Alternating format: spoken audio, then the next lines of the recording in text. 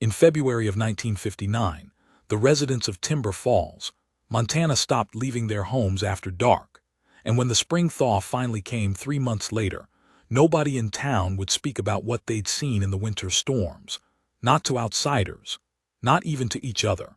And for decades afterward, the only evidence that anything had happened at all were the photographs locked in the county sheriff's desk drawer and the livestock records that showed 43 cattle, 17 horses, and countless smaller animals simply vanished between December and March without explanation. This is the story of the winter when an entire Montana town believed something lived in the storms.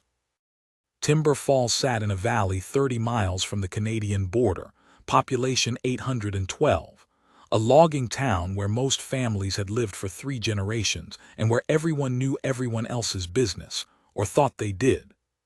The town had one main street, 2 churches, a general store, a post office, 3 bars, and a volunteer fire department that doubled as the community center. It was the kind of place where doors went unlocked and children played outside until the street lights came on, and the biggest excitement of the year was the 4th of July parade. The winter of 1958 started like any other, with the first snows arriving in late October, dusting the peaks of the Rockies that ringed the valley, turning the world into the Christmas card landscape that defined Montana in the popular imagination. But by mid-November, the meteorologists in Helena were tracking something unusual, a massive Arctic system pushing down from Canada with unprecedented force, bringing temperatures that hadn't been recorded in the region since the government started keeping weather records in 1887. The first real storm hit on November 18th, dumping 2 feet of snow in 18 hours and dropping the temperature to 23 degrees below zero. The town had seen worse, or so the old-timers said, gathered around the wood stove at Morrison's General Store, trading stories about the legendary winter of 1936. They stopped making comparisons to 1936 by the end of December. The snow fell without stopping for 9 straight days, and when it finally paused on November 27th, Thanksgiving morning, the drifts were high enough to bury a man standing upright, and the only way to move through town was along the narrow trenches the county plow had managed to carve between buildings. The temperature never rose above zero. Families huddled around their fireplaces and wood stoves, burning through their winter supply of logs at twice the normal rate. The phone line stayed up barely, and the radio still brought news from the outside world, stories about Eisenhower and the space race and the tensions with the Soviets. But those concerns felt abstract and distant compared to the immediate reality of survival in the grip of an unrelenting winter. Tom Hendricks was the first person to see the tracks. Hendricks ran the largest cattle ranch in the valley, 300 head of Hereford spread across 700 acres of grazing land, and on the morning of December 3rd, after the first break in the weather, he bundled up in his heaviest coat and went out to check on the livestock he'd moved into the near pasture, the animals he could still reach despite the snow. The sun was brilliant that morning, reflecting off the snow with an intensity that made his eyes water even behind dark glasses. Everything looked pristine and untouched, a frozen wilderness, until he reached the fence line of the east pasture and found 3 of his cows missing. The fence wasn't broken, the gate was still latched, but 3 full-grown cattle were gone, and in their place, leading away from the pasture toward the tree line, were tracks unlike anything Hendricks had seen in 43 years of ranching in Montana. The prints were enormous, each one roughly circular, 18 inches across, pressed deep into the snow despite the frozen crust that had formed on the surface, the kind of crust that could support a man's weight if he stepped carefully. Whatever had made these tracks was heavy, far heavier than a man, and it had walked on 2 legs. The stride length was close to 6 feet. Hendricks followed the tracks for a quarter-mile before they disappeared into the dense pine forest, and when he finally turned back, his hands were shaking too badly to light his cigarette. He told his wife first, Mary Hendricks, who'd been born in Timber Falls and had the practical sensibility of someone who'd survived 30 Montana winters. She looked at him for a long moment, her face unreadable, and then she said what they were both thinking. Bears. It had to be bears. Even though bears hibernated, and even though no bear walked with a 6-foot stride, and even though the tracks were all wrong for any bear that lived in North America. But bears were possible. Bears were something they could understand, and so bears became the working theory that Tom Hendricks presented when he drove his truck into town that afternoon and reported the missing cattle to Sheriff Dale Murphy. Murphy was 61 years old, a World War II veteran who'd served in the Pacific and who'd been sheriff of Timber Falls for 19 years without facing anything more serious than drunk drivers and the occasional fistfight at the Lucky Strike Saloon. He listened to Hendricks' story, made notes in his careful handwriting, and organized a group to go out to the ranch the next morning to examine the tracks and search the forest. The group included Murphy himself, his deputy Carl Jennings, Frank Morrison from the general store, and 2 experienced hunters, Bill Hayes and Robert Chen, men who knew the wilderness and knew animal behavior, and who could be counted on to bring back a definitive answer. They found the tracks exactly where Hendricks had described them, and they followed them into the forest, moving slowly through the deep snow, their rifles loaded but their mood more curious than cautious. The tracks led them deeper into the pines, following the natural contours of the land, moving uphill toward the ridge that separated the valley from the uninhabited wilderness beyond. After 2 miles, they found the first sight. The snow was disturbed over an area roughly 20 feet across, churned and scattered, stained dark in several places where blood had soaked through and frozen. Pieces of hide and bone were scattered across the clearing, the remains of at least 1 cow, maybe more, torn apart with such violence that it was impossible to determine how many animals had died there. The men stood in silence, looking at the carnage, their breath forming clouds in the frigid air. Bill Hayes, who'd hunted grizzly in Alaska, said it looked like a bear kill but wrong somehow, the pattern of destruction different from anything he'd witnessed. Robert Chen, quieter and more thoughtful, walked the perimeter of the site and pointed out something the others had missed. More tracks, dozens of them, as if whatever had killed the cattle had paced around the site for hours afterward, circling and circling in the darkness. They didn't find the other 2 cows. The tracks continued beyond the kill site, but the snow started falling again as they stood there, heavy flakes that reduced visibility to a few dozen yards, and Sheriff Murphy made the decision to turn back before they got caught in another storm. They returned to town in the late afternoon, cold and unsettled, and that evening Murphy filed his report, writing "bear attack" in the incident description, because it was the only explanation that made sense, even though none of them truly believed it. The second incident happened 5 days later at the Peterson farm on the south edge of town.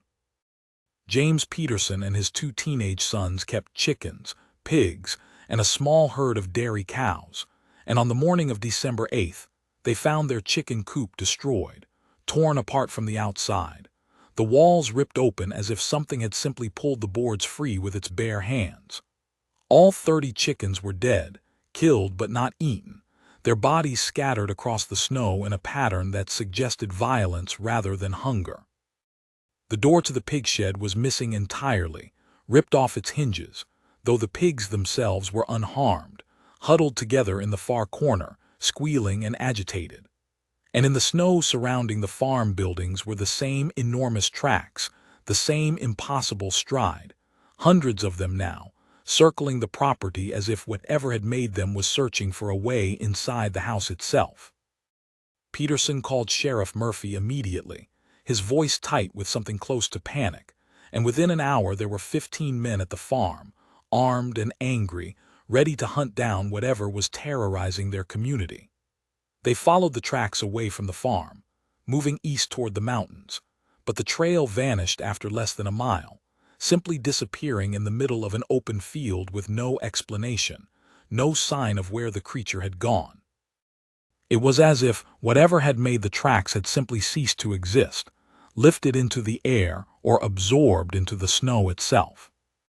The story spread through Timber Falls like wildfire, transforming in the telling, growing more detailed and more frightening with each retelling. In the bars and the general store, at church services and town council meetings, people shared their theories and their fears. Some said it was a grizzly bear, driven mad by hunger, unable to hibernate because of the extreme cold. Others suggested a pack of wolves, though wolves didn't make tracks like that and wolves didn't kill without eating.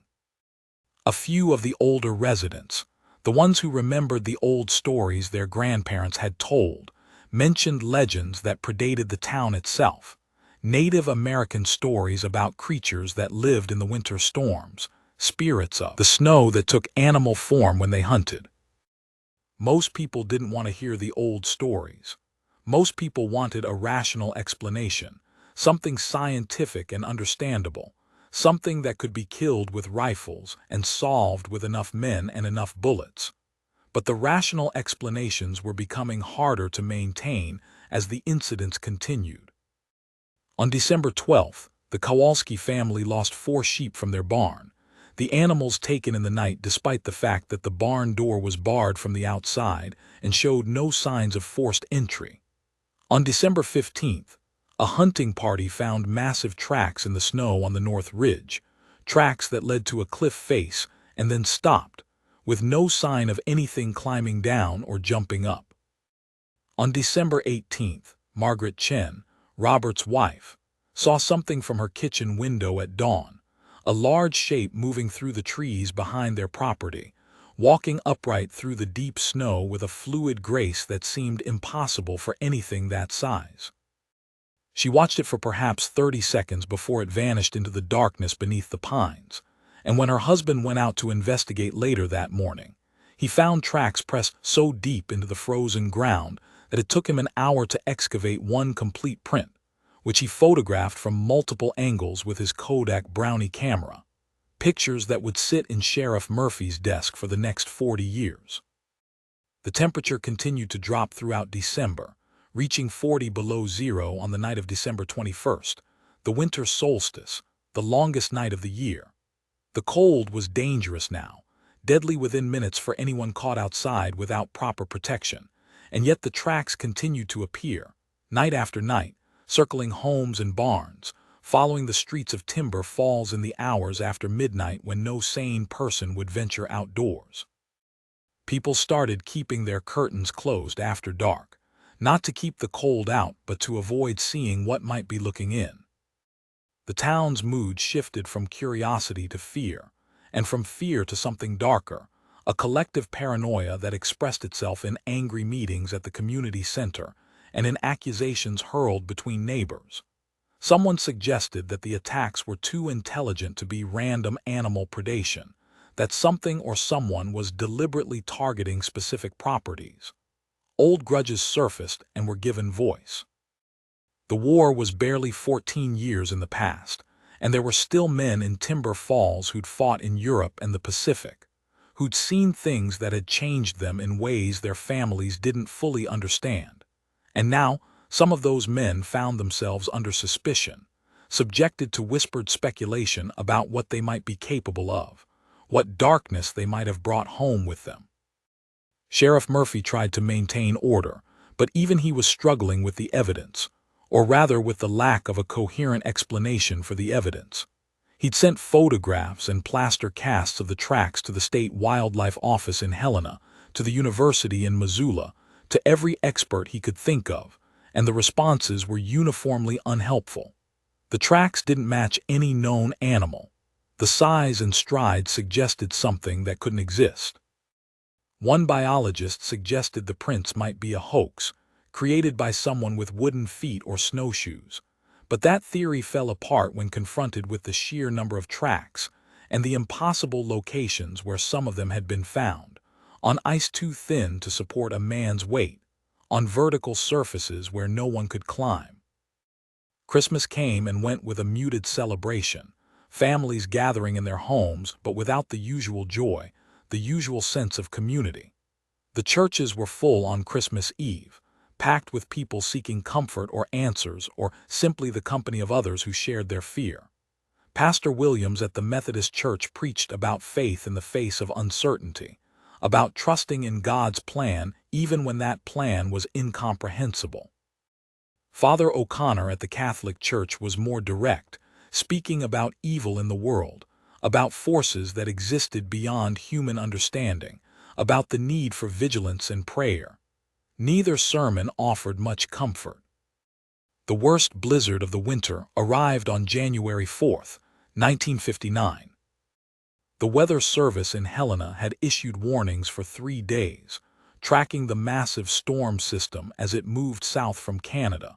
But even their most dire predictions failed to capture the reality of what hit Timber Falls that night. The snow started falling at 6 in the evening, gentle at first, almost peaceful, and then increasing in intensity until by midnight the wind was gusting to 60 miles per hour, and the snow was falling so thick that it was impossible to see more than a few feet in any direction. The temperature plummeted to 53 below zero, and the wind chill made it feel even colder, cold enough to freeze exposed flesh in less than a minute, cold enough to kill. The power failed at 2 in the morning, the lines brought down by the weight of ice and the force of the wind, and Timber Falls went dark. Families huddled around their fireplaces and wood stoves, burning furniture when the firewood ran out, wrapping themselves in every blanket and coat they owned, trying to survive until morning. The phones were dead. The roads were impassable. The town was completely isolated, cut off from the outside world, alone in the darkness and the howling wind. And in that darkness, people heard things. The sound came from outside, from the storm itself, a cry or a scream or something between the two, a sound that shouldn't have been audible over the roar of the wind but somehow was, cutting through the noise like a knife. It was animal but not animal, human but not human, a sound of rage and hunger that seemed to come from all directions at once. Sarah Henderson, who lived on Oak Street with her 3 children, heard it first and thought it was the wind until she realized the sound had a rhythm, a pattern, almost like language. Michael Torres, who lived alone in a cabin on the edge of town, heard it and grabbed his rifle and stood by his door for the next 4 hours, shaking with cold and terror, watching the darkness outside for any sign of movement.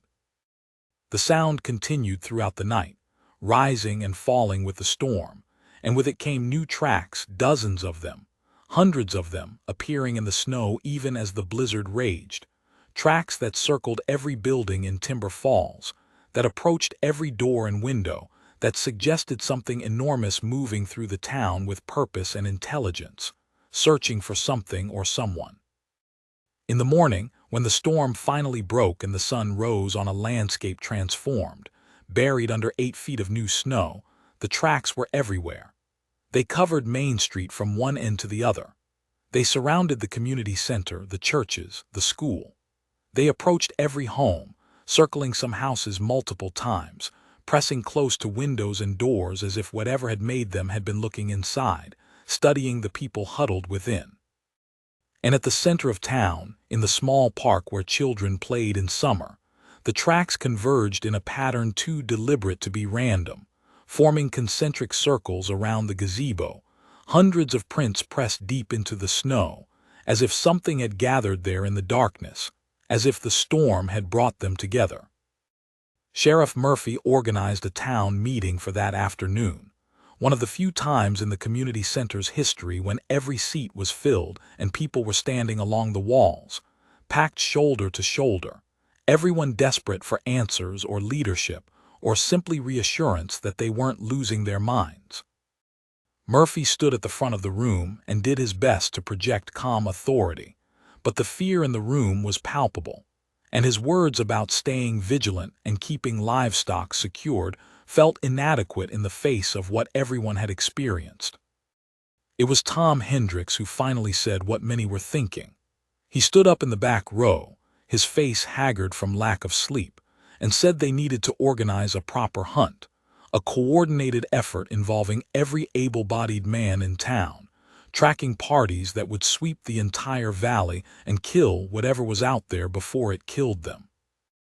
His proposal was met with immediate and enthusiastic support from dozens of voices, men who were tired of being afraid, who wanted to take action, who needed to believe they could fight back against whatever was terrorizing their community.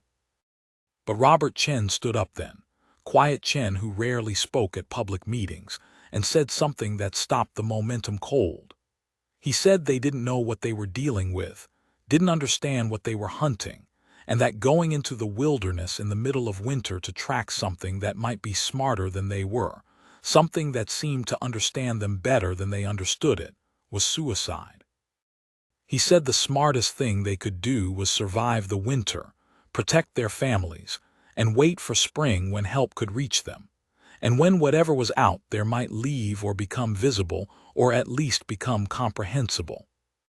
The room erupted in argument, voices raised in anger and fear, and for a moment it seemed as if the community might tear itself apart, neighbor turning on neighbor. But Sheriff Murphy restored order by firing his pistol into the ceiling, the sharp crack of the gunshot silencing everyone instantly. He said they would do both, organize hunting parties to search during daylight hours and establish a volunteer watch system to protect the town at night, people taking shifts to keep eyes on the streets and to sound the alarm if anything appeared. It wasn't a perfect solution, but it was something. Something was better than nothing, when nothing was all they'd had. The hunting parties went out every day for the next 3 weeks, groups of armed men moving through the snow on skis and snowshoes, searching the forests and ridges, following the tracks wherever they led. They found more kill sites, more evidence of livestock taken and consumed, more of the enormous prints pressed into the snow in locations that seemed impossible, but they never found the creature itself.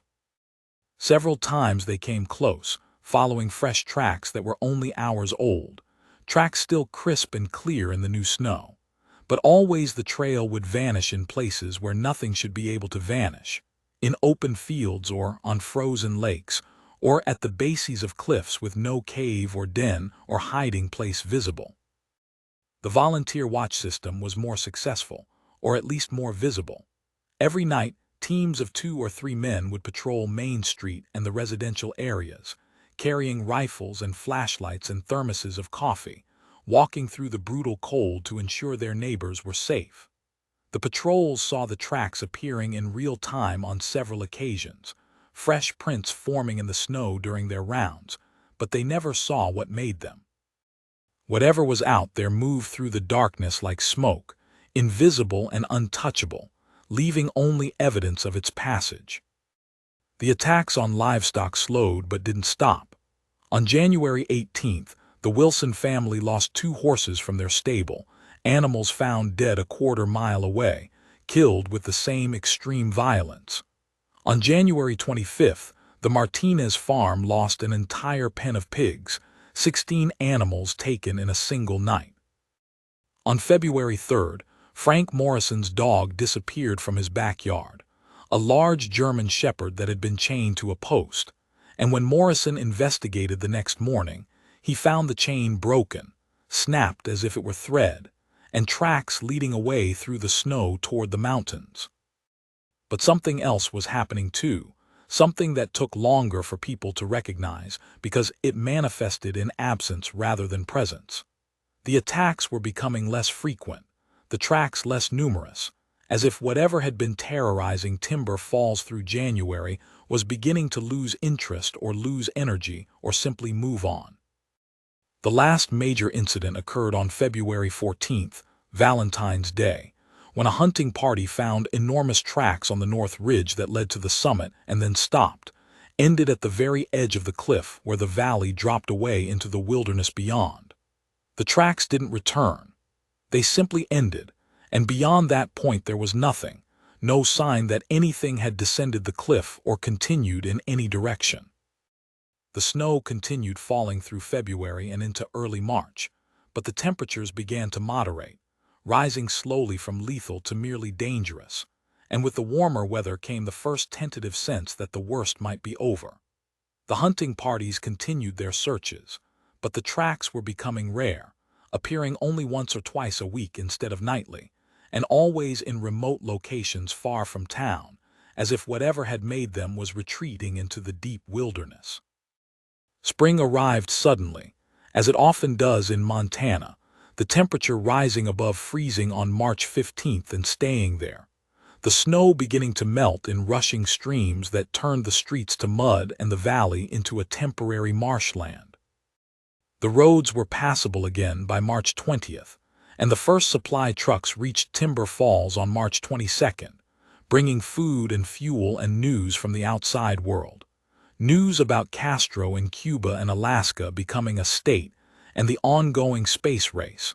News that felt both urgent and irrelevant to a community that had spent the last 4 months in isolated terror.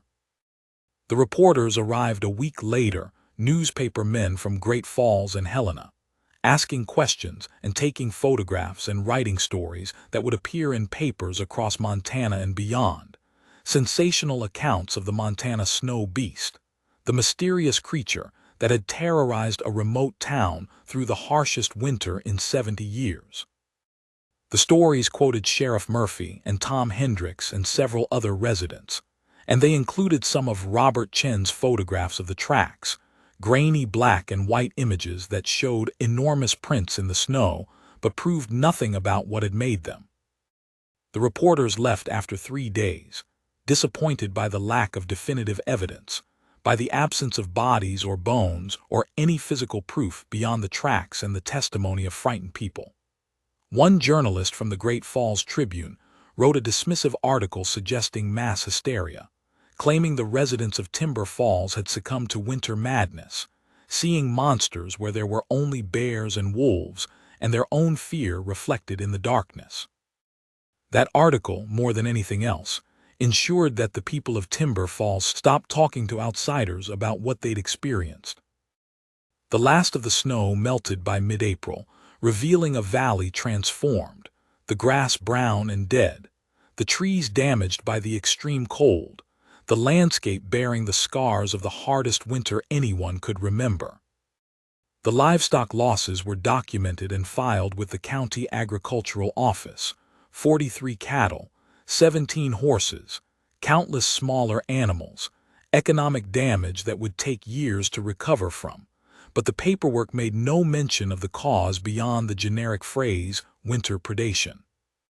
The photographs that Robert Chen had taken, the plaster casts of the tracks that Sheriff Murphy had made, the written reports and witness statements, all of it went into a locked drawer in Murphy's office. And when he retired 5 years later in 1964, he took the files with him, storing them in his attic where they would remain for decades. Life returned to normal in Timber Falls, or as normal as it could be after what had happened. Children went back to school, men went back to work in the logging camps and on the ranches, families gathered for Sunday dinners and 4th of July celebrations, and on the surface everything was as it had always been. But something had changed, something fundamental about how the people of Timber Falls related to the wilderness that surrounded them. Hunters who had spent their entire lives in the Montana backcountry found themselves reluctant to venture too far from established trails. Parents kept their children closer to home, even on warm summer evenings when the light lasted until 10 o'clock.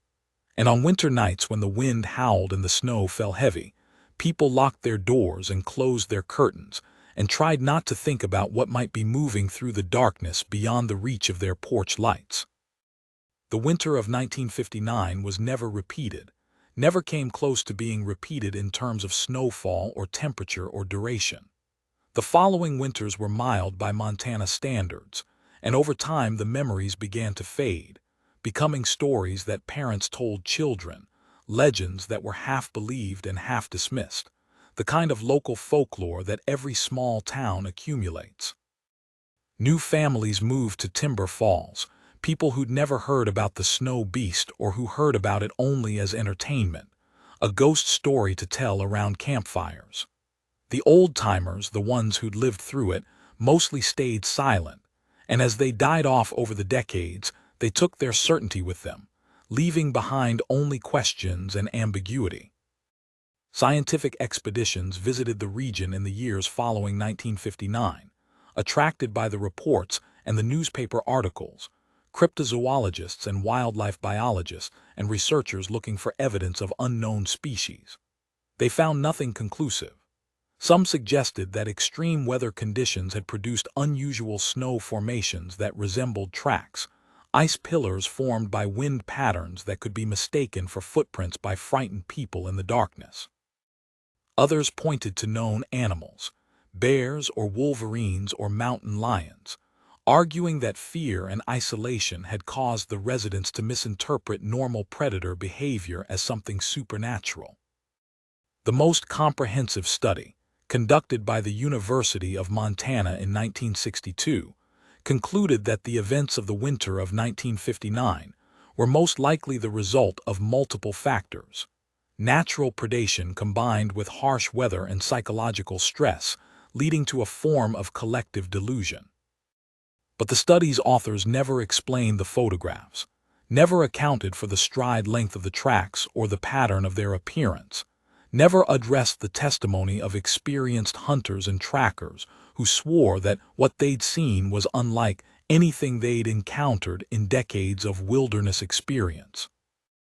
The photographs still exist, stored now in the Montana Historical Society's archives in Helena, available to anyone who wants to examine them, but few people do because few people know they're there, and those who find them are usually left with more questions than answers. Tom Hendricks ranched in the Timber Falls Valley until his death in 1982, and he never lost another cow to unexplained predation after the spring of 1959, never found another set of those enormous tracks on his property. But he also never went into the forest alone after dark, and when his grandchildren asked him why, he would just shake his head and change the subject. Robert Chen kept his photographs until he died in 1995, and his widow donated them to the Historical Society along with his other papers. But she included a note that said Robert had believed until his final days that what he'd seen and photographed was real, was something science hadn't yet explained or categorized. Something that lived in the remote wilderness of Montana and came down into human territory only during the most extreme winters when hunger drove it from its usual haunt. Sheriff Dale Murphy died in 1978, and at his funeral, his deputy Carl Jennings told a story he'd never shared publicly before. He said that Murphy had confessed to him, late one night in 1972 after too much whiskey, that he'd seen it once, seen the creature, on the last night of the big blizzard in January 1959. Murphy had been on patrol alone, walking Main Street at 3 in the morning during the worst of the storm, and he'd seen a shape moving through the snow ahead of him, something massive and dark that walked upright like a man but moved with an animal's fluid grace. He'd raised his flashlight, and for just a moment the beam had caught it, illuminated a figure too large and too strange to be human, covered in something that might have been fur or might have been ice, and then it was gone, vanished into the swirling snow, leaving Murphy standing alone in the empty street with his heart hammering and his hands shaking too badly to hold his flashlight steady. Jennings said Murphy had never filed a report about that sighting, never told anyone except him, because he knew no one would believe him, and because he wasn't entirely certain he believed himself, wasn't sure whether what he'd seen was real or whether his mind had created something out of shadow and snow and fear. The town of Timber Falls exists today, smaller than it was in 1959, the logging industry largely gone, replaced by tourism and remote workers and retirees seeking mountain solitude. The old community center is now a visitor's center, and the gazebo in the town park has been rebuilt twice, and none of the current residents were alive during the winter of 1959. But in the county archives, in the local library's historical collection, in the memories of the few remaining old-timers who spend their afternoons at the coffee shop on Main Street, the stories persist. Stories about the winter when something came down from the mountains, when the snow fell without stopping, and the temperature dropped to lethal levels, and something walked the streets in the darkness leaving tracks that shouldn't exist. Modern researchers, the few who still study the case, offer various theories. Climate change advocates point to the extreme weather as evidence of long-term atmospheric disruption, suggesting that unusual conditions might have allowed an unknown species to briefly expand its territory before retreating when normal weather resumed.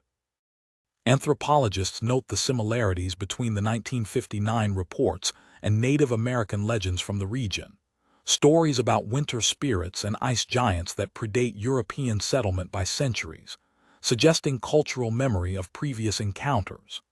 Skeptics dismiss the entire episode as mass hysteria, noting that no physical evidence exists beyond photographs that could be faked and testimony from frightened people in an isolated community.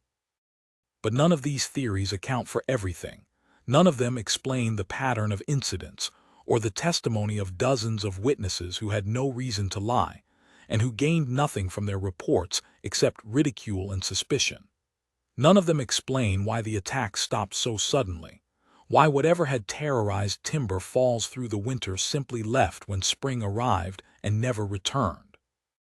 And none of them explain the tracks that still occasionally appear in the remote wilderness above the valley, enormous prints pressed deep into fresh snow, discovered by hikers and hunters who report them to authorities who file the reports and do nothing, because what is there to do when the tracks simply end in the middle of nowhere, and whatever made them is long gone?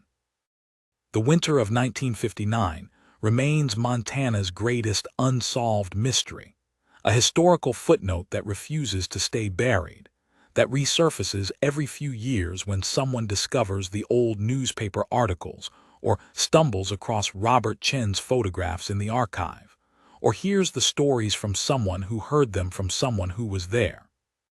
It's a reminder that even in the modern world, even in an age of satellite imagery and instant communication and scientific certainty, there are still places remote enough and wild enough that unknown things might exist, might live their lives unseen and undocumented, might occasionally brush against human civilization when conditions drive them from their usual territory, leaving behind only questions and fear, and the knowledge that we understand far less about the world than we like to believe.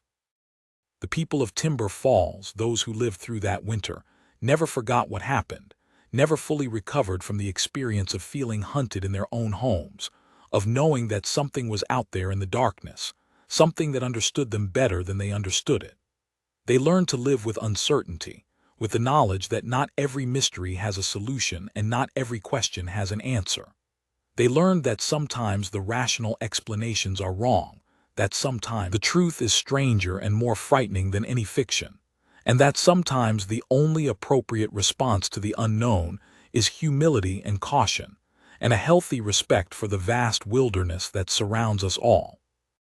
And on winter nights when the snow falls heavy, and the temperature drops and the wind howls through the Montana mountains, when conditions briefly mirror those of February 1959, there are still people in Timber Falls who close their curtains and lock their doors and keep their rifles loaded, just in case whatever came down from the mountains that winter decides to return. Because the one thing they learned during those terrible months is that the wilderness keeps its secrets. And sometimes those secrets are better left alone.